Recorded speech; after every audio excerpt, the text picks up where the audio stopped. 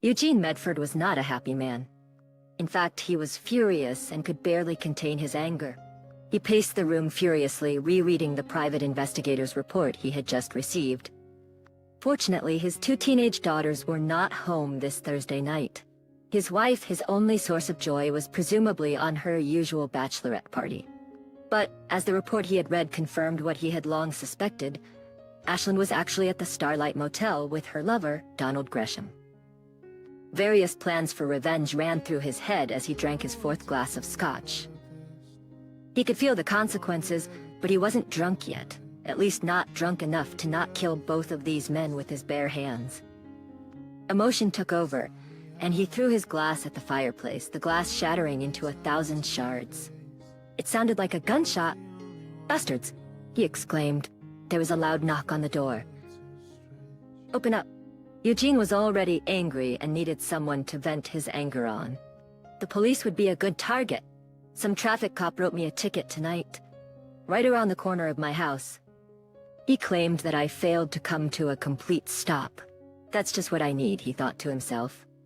He walked over, swung open the front door, and was about ready to tell those cops everything on his mind when he realized he was looking at 3 barrels pointed straight at his heart. What the hell does that mean? He thought. Oh shit. The next thing Eugene realized was that he was lying on the floor. "Let me up, you bastards.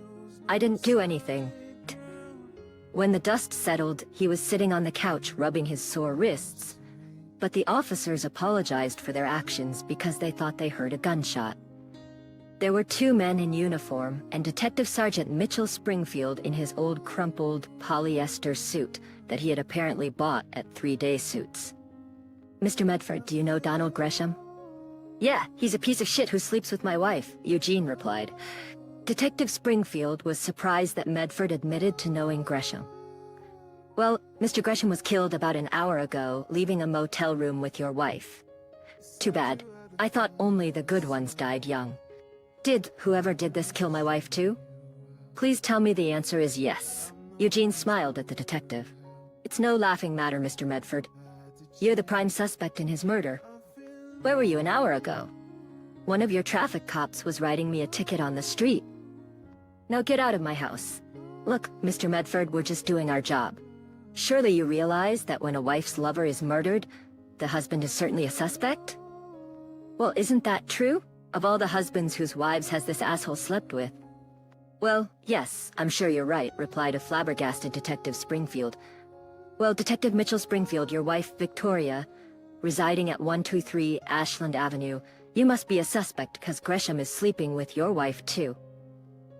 Eugene tossed a photograph that clearly showed Springfield's wife having sex with Gresham in a bed that the detective thought was exclusively his.